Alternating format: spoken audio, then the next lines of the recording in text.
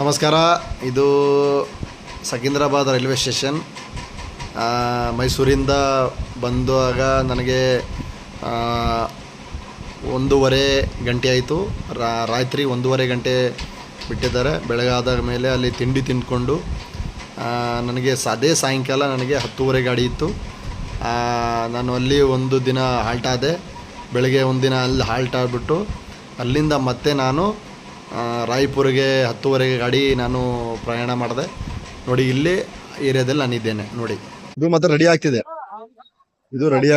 ಅಂದ್ರೆ ಎಲ್ಲ building, construction. ಮತ್ತೆ ಇಲ್ಲಿಂದ ರಾಯ್ಪುರ್ಗೆ ಹೋಗ್ತಿದ್ರೆ ರಾಯ್ಪುರಿಂದ ಅಂಬಿಕಾಪುರ ಹೋಗೋದು.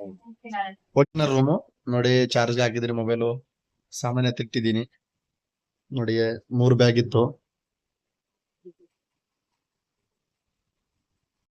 ನಾಳೆ 4 ಗಂಟೆಗೆ, 4 ಅಥವಾ 5 ಗಂಟೆಗೆ ಅಂಬಿಕಾಪುರಿಂದ ರಾಯ್ಪುರಿಗೆ, ರಾಯ್ಪುರಿಂದ ಹೈದರಾಬಾದ್ಗೆ, ಹೈದರಾಬಾದಿಂದ ಮೈಸೂರಿಗೆ, ನಮ್ಮೂರಿಂದ ಟೈಗರ್ ಬ್ಲಾಕ್ ಇಂದ ಅಂಬಿಕಾಪುರ್ ಬರೋಗೆ 4 ದಿನ. ಅಂಬಿಕಾಪುರಿಂದ ಮತ್ತೆ ನಮ್ಮ ಊರಿಗೆ ಬರಬೇಕಂದ್ರೆ 4 ದಿನ ಆಗುತ್ತೆ. 1904 ಕಿಲೋಮೀಟರ್, 1904 ಕಿಲೋಮೀಟರ್ ಆಗಿದೆ. ನಾಳೆ ನನ್ನ ಪ್ರಯಾಣವಿದೆ.